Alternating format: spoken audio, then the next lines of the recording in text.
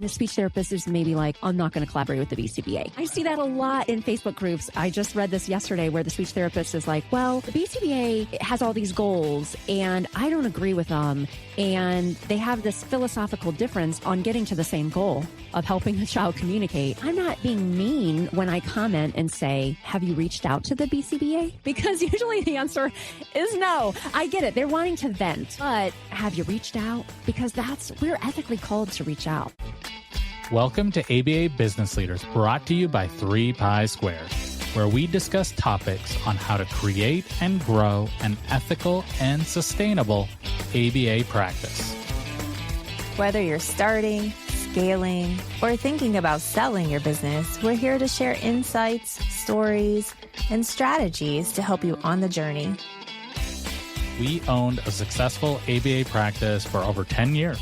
And now we help other ABA business owners do the same, without all the chaos. Stick around, you're in the right place.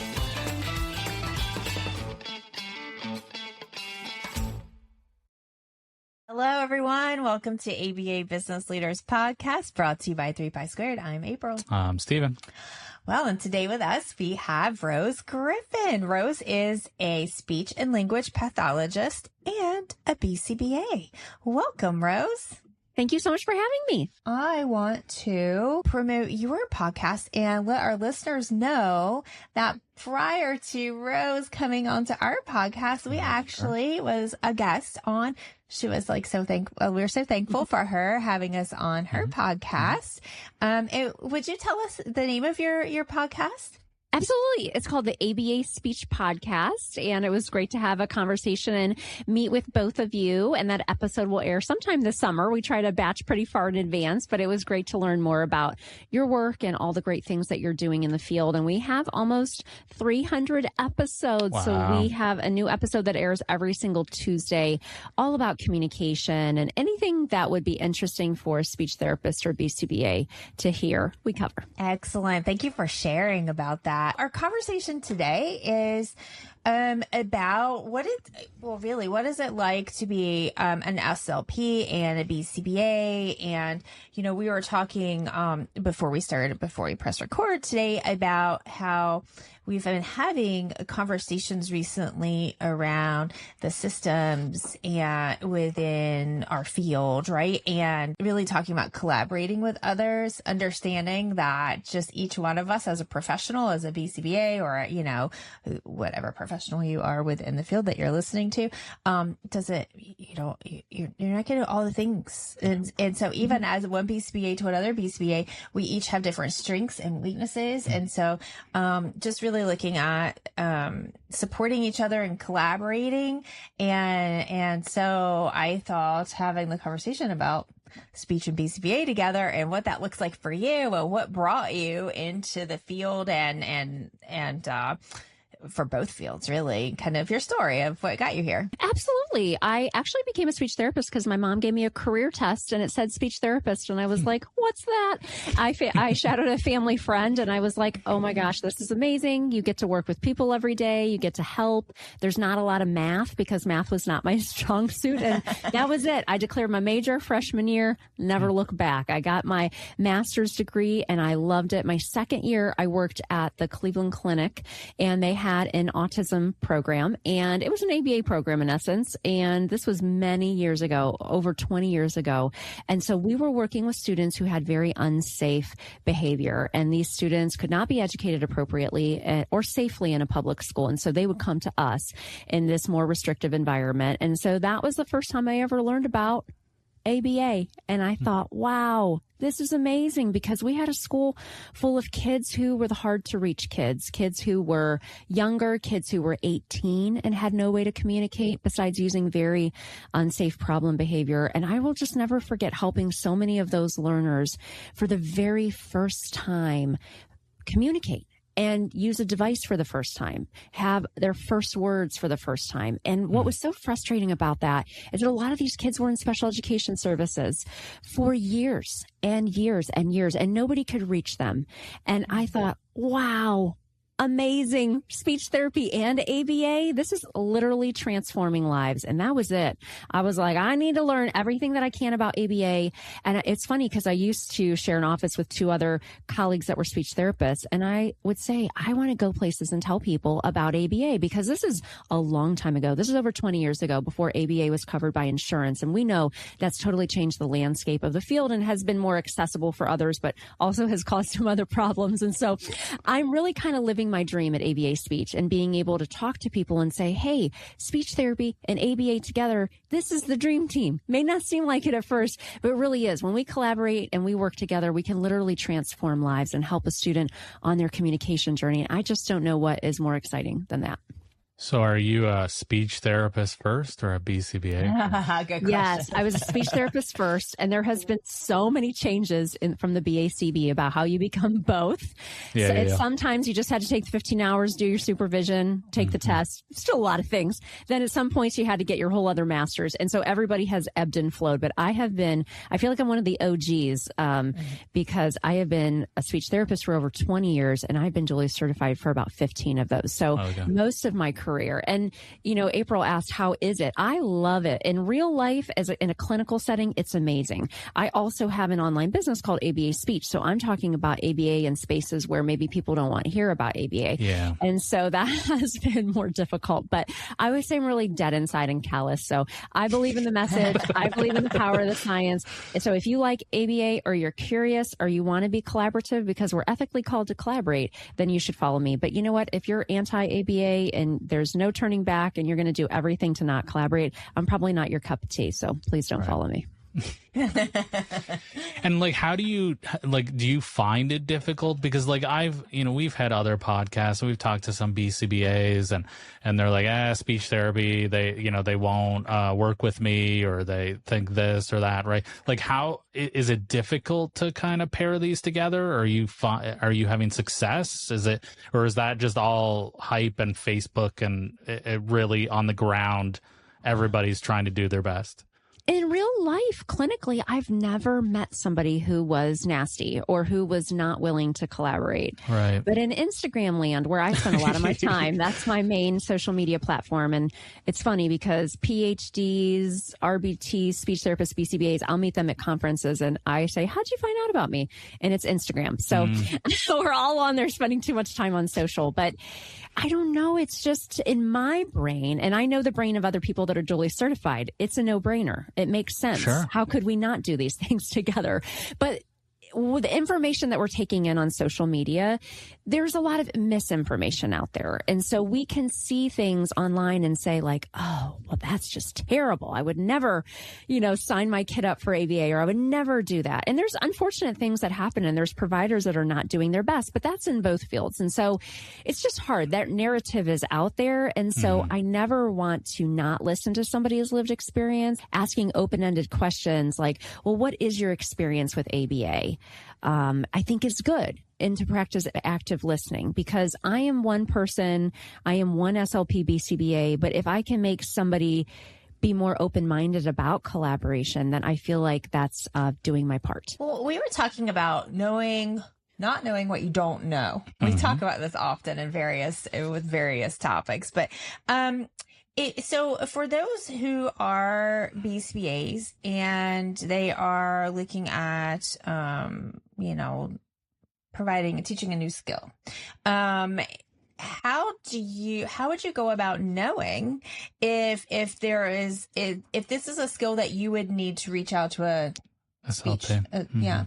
How do you know? How do you know that this isn't just a behavioral thing that you can work on within your scope? How do you know that you need to reach out to a speech therapist? Well, what's sad is when I first started my online business, I just thought everybody worked in settings like I did, which always had speech therapists, BCBAs, OTs, PTs, school psychs, etc. Because I've worked clinically, but I also worked in the schools. And so my brain was always programmed for this is just how everybody's work setting is. And what I've learned that it's just not. there are ABA companies that are larger companies that it just is not in the business plan to have a speech-language pathologist on the team. And I think that's unfortunate. And I think that at a minimum, they should either be in the ABA Speech Connection or they should be utilizing somebody as a consultant, because there are so many things that we as speech-language pathologists do learn. And BCBAs just don't have access to that in pre-service training. And I'll tell you, the one that's huge is augmentative communication, AAC.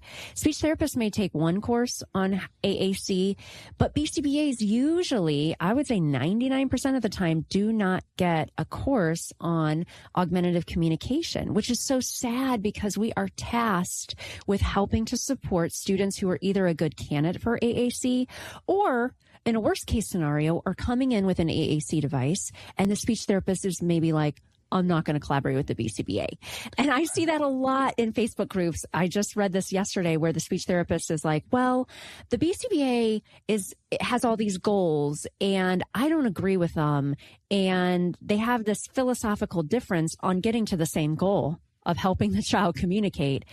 And I'm not being mean when I comment and say, have you reached out to the BCBA? Because usually the answer is no. I get it. They're wanting to vent, right? I get it. Like, sure. I vent in real life. Okay. Not online. It's not the place to vent. But have you reached out? Because we're ethically called to reach out. It doesn't mean that we're going to think the same thing. I've heard BCBAs just completely, murdering my goals and not working on them the right way and thinking, oh, do I have time for that conversation? But we are ethically called to collaborate. This is what we signed up to do. Is it always easy? Absolutely not. But it is what we said that we would do when we became a speech therapist or BCBA. So I think we at least owe it to the child, to the client, a conversation, because that's what we're meant to do. We both have the same why of helping the child become an independent communicator. The way that we get there, sometimes our ideas are different, and that's just based a lot on what our training looks like. That brings me to my next question of, our audience is business leaders, business owners, people who are thinking about starting, people who are growing their business, quite a variety. And we've had conversations in here about interdisciplinary or multidisciplinary teams and having, other individuals, other professionals within your team other than just BCBAs. And I think this is just anecdotally, like I don't have data to back this up, but I do hear, it seems more often, speech and ABA together, more so than I hear other disciplines like OT and PT within an ABA setting.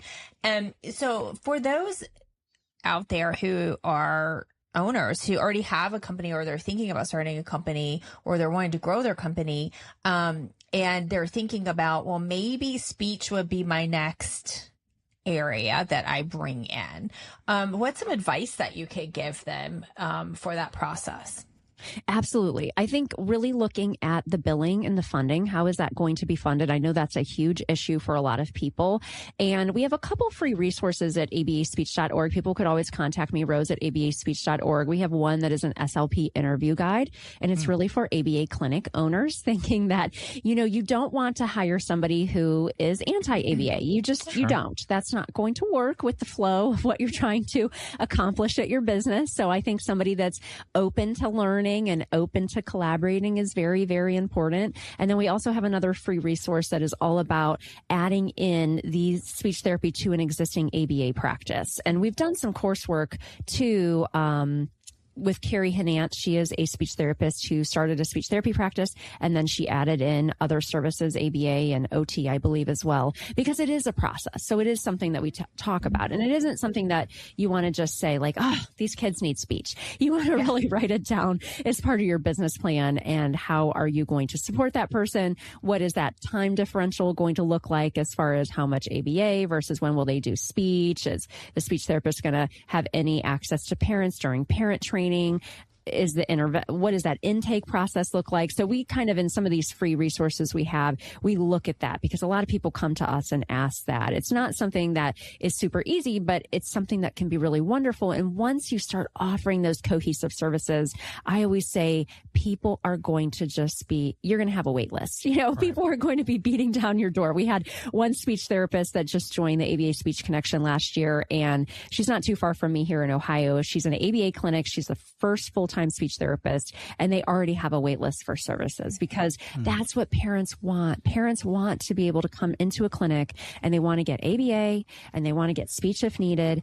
And a lot of times kids also need occupational therapy services. So to make it easier for the child, to make it easier for the clinicians and for the client, having it under one roof is really ideal when it makes sense as part of the business plan. Like a lot when I'm talking to someone about maybe adding speech, that is a question that comes up, like, is this speech therapist only going to work with my clients, or are they going to have maybe some clients that don't have an ASD diagnosis and they're kind of doing their own thing? Does that make sense? Absolutely. And I think starting out and having an independent contractor can be a great idea. Okay. And I think that could be something that's really positive. And the funding is always the issue, right? How is this going to be funded? Is it going to be through the parents' insurance? Are they going to be private paying? That is really going to be up to the business owner. But I think just with anything I even try to do in my business, let's just start small, see if people like it, and then they will. And then it just kind of grows from there. And you listen to your customers and you make those decisions based on what is needed. So when you're at the point where you do have speech in-house, or maybe you're planning for having speech in-house, if you're already existing ABA company, since that's most of our audience, how do you determine who makes what decision? So let's say like a broad topic such as communication goals, right? Are there fights over who gets the say on those main goals and who's the supporting, like what does that look like? I think what's been helpful in my lived experience as a clinician is after that intake process, that maybe the speech therapist is giving more speech therapy type tests and the BCBA is giving maybe the VB MAP or the MODIS or something like that. Then we're coming together and there's some type of way for the clinicians to be paid to have a meeting so that they can talk about the goals and I used to do a lot of training on shared goals because I was a school-based clinician for a very long time. And so we would have a goal that maybe the paraprofessional was taking data on or the teacher was taking data on, but I as a speech therapist was also taking data. I also live in a world now in the ABA Speech Connection, we have about 600 members where a lot of my connection members are owners of businesses. And so then their funding source is insurance. And so then that gets kind of sticky as who's going to work on what. You can't always have a shared goal. That doesn't necessarily make sense. But what we could do is something like, for an example, for verbal imitation, I would give maybe the Goldman-Fristow, which is a speech sound test. And maybe the BCBA gives the ESA, which is the early echoic assessment from the VB MAP. We come together after that intake and I say, okay, developmentally and for what the kid is stimulable for, we're going to work on these as first words. So maybe I, in the speech therapy session, am working on those new words or new sounds. And once they reach mastery, maybe they are being run in maintenance by an RBT. Maybe that's a small section of the day. That's just one very specific example. You could also think about it with AAC. With an AAC assessment, that's something a lot of BCBAs don't know, but you have to have a speech-language pathologist as part of the team to do the AAC assessment for funding. And so that's going to be really, really important. And I get a lot of questions from BCBAs. How long should the AAC assessment take? This has been taking 6 months in the schools. Shouldn't take that long. But you do have to have a speech-language pathologist to spearhead that for funding if you want it to be funded through insurance. And so those types of things get kind of tricky. And I think just having that ability to talk, and that is the thing that people say over and over again, is we don't have time. We don't have time for that collaboration piece. I know when I worked in the schools, it was a little easier. We actually had a late start every single Wednesday. So sometimes we met as a district, sometimes we met as grade level teams, sometimes an outside consultant came in, and that was really, really nice. You have to really look into your clinic and say, what works? Where is the wiggle room? And what can we do to antecedently make sure that even if it's a minimum amount of time, that we do have time to communicate? I think that's a big piece, just like training, right? Because we talk about, there's all these services, all of the functions within your company that you're going to need that aren't necessarily directly related to billable hours, right? They're not like, it's not black and white. It's not cut and dry like that. And so, when you're planning and you're building, you need to figure out what your plan is. How are you going to train your staff, right?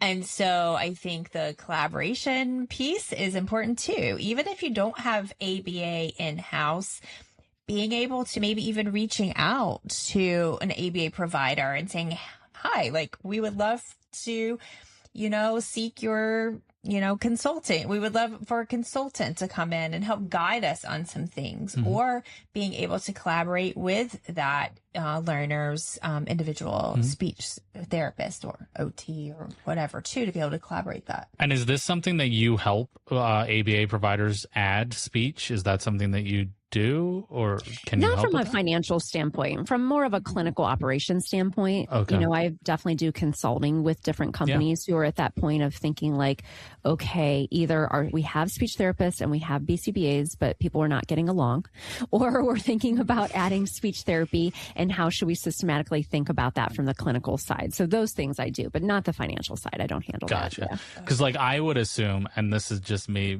but just like I shouldn't be interviewing a BCBA because I don't know what I'm talking, right? Like I assume that piece of it too, right? Like a BCBA, would they even know the right answer to make an educated decision to hire this person? Right. Yeah. And that's one of the reasons in that last fall, we came up with this SLP interview guide. And it was really for people who are thinking about bringing on speech therapists, because, the beginning of my brain works in school years, even though I'm not in the schools anymore. People were starting to think like, we should have somebody here. We should have a speech therapist. And you want to make sure you have that right choice, because, when you make the wrong choice, it does cost you a lot of emotional turmoil in letting somebody go. And financially, it's a burden to train somebody and then to not have them work out. So you want to make sure you have the right people in the right seats to make your organization strong. And can you tell us a little bit about ABA Speech Connection? Like, how does that work? What do you offer there? Yeah, absolutely. So we're one of the only memberships where the whole team can get all their needed CEUs. So we offer CEUs for speech therapists, BCBAs, and we have PDU courses for RBTs. Awesome. And so a lot of groups will join the connection just because it's a one-stop shop to make sure everybody is learning. And we really focus on those areas that maybe BCBAs don't get a lot of training in. So we talk about apraxia, and we talk about selective mutism, and we talk about AAC. We just launched actually this week a 10-hour ACE course all about AAC called AAC Mastery for SLPs and BCBAs, because one of our connection members said, I went through all the courses I go through for AAC. I come out of the course and then I think, okay, now what? And how do I actually apply this? And that's what's cool about the connection, is that we have touch points. Every month we meet as a group for a new live CEU, but then we also do connection chats where it's just me. Sometimes we have a topic. Sometimes it's a Q&A. I have found in my career that the way that I really learn things and transform my practice is to learn something, just like behavioral skills training. I'm learning it. I'm applying it. I'm getting feedback on that application. And so that's what we try to use, kind of that BST framework within the ABA Speech Connection. And people seem to really love that. And we have over 600 members. So it's been really fun to meet everybody. I do an onboarding call with everybody. And that really helps me. I was actually on one right before with an international member. And it's just important for me to know what is hard about therapy, what is still difficult, and how can our resources help to support you? Really curious. I have a good idea of the ABA field, but what's hard in speech therapy? What are some of the barriers on the speech side of things? Absolutely. A lot of speech therapists don't now. This is old me talking now. It might be different now, and it is a little different, but old me never took a course on autism. I never had to take a course on autism. When I came out of the field, it was 1 in 250. That was the incidence rate. They said it was 4 to 1 boys. There's all these old antiquated numbers out there. And so speech therapists don't really ever get coursework, and they may now, but in how to help students who engage in unsafe problem behavior or just behavior that's a barrier to learning. We don't learn how to help and how to reach the student that's hard to reach. And that's really my life's work at ABA Speech. So I try to really help speech therapists therapists, and we have courses at ABA Speech, when behavior is a barrier. And I talk about ABC data, and I talk about what BCBAs can help with, what a FBA is. We don't learn these things as speech therapists. Not every kid's going to come and sit down for therapy. So how do we still reach that student? And I think that's something that's really hard. And also just when you're a public school speech therapist, you are tasked with helping everybody. Kids who have selective mutism, kids who stutter, kids who use AAC devices, kids who have ADHD and autism. You help everybody. And so it's really hard to know, how do you help everybody? And so those are some things that are really tough. And data. How do we take data? We talk about that in school kind of as like the big idea, but as a BCBA, my data was so tight. I worked in a really affluent district for 10 years, and it was a great experience, but we had a lot of advocates and lawyers. And one time we had a family who really wanted to leverage moving the student to a non-public program and have the district pay for it. And they subpoenaed our data binders. And I was like, take them. This is a model of how you should take data. We were graphing data. We were doing things that nobody does. I was look at that visual analysis and running maintenance data. Yay for us. Because I just really always come from a place of helping my students, taking data every session and analyzing that data to make decisions. But that's really hard for people to understand how to do that for every single session. It's tough. What about developmental? Like, is that something that you, as a speech therapist, were taught about? Like, what is age appropriate for children? Because I think that's something with like BCBA, sometimes they set goals that like they're not, a child is not ready for them. Like, is that something that speech therapy you understand coming out of school? 100%. We take courses, and I remember I took a course in developmental psychology. We take courses in speech sounds. That's the thing too, is we take a 3-hour course in how do you make every single speech sound. We take courses on the anatomy and physiology of the speech and hearing mechanism. We take courses on every single disorder and communication disorders. And I think then once you get into the field, then you're kind of really, I was like, autism, this is what I love to do. And this is what I, want to do and I'm passionate about. But you do get so much information on typical development. And that I know has helped me, Stephen, in goal setting. And I know that that's why people come to ABA Speech. One person had mentioned recently, like, okay, I finally get it. Because when you don't have all these pieces and parts, it's hard for us to understand, okay, this kid is aggressive. They're not they're not potty trained. They can't drink from a cup or use utensils. And now I have to help this kid find a way to communicate with the world. Go. How do we get started? It's tough to know how we get started. And that's why I think those of us that are duly certified have this special brain power to think like, oh, this is the path forward. And there's fewer than about 500 of us in the world right now, I believe. And so it's really just such a neat way to be able to help people understand that speech therapy and ABA together is really a science, but it's also an art form and how they complement each other. Well, and two, the treatment hours, there seems to be a really big discrepancy between how many hours or even minutes of therapy that one would get for speech therapy versus ABA. At least in my limited understanding, right? The children that we would work with, right? They would get maybe 30 minutes a week. Sometimes we had some kiddos that would get like 30 minutes a month of speech. And we were begging the parents to we wanted to collaborate with the outside with the speech. And they're like, I'm sorry, it's not possible. They only have like 30 minutes a month or, I don't know. What is the science behind that? And what's the discrepancy between the amount of hours? I know the speech is a more, concentrated area, but there's so much that's involved in speech too, right?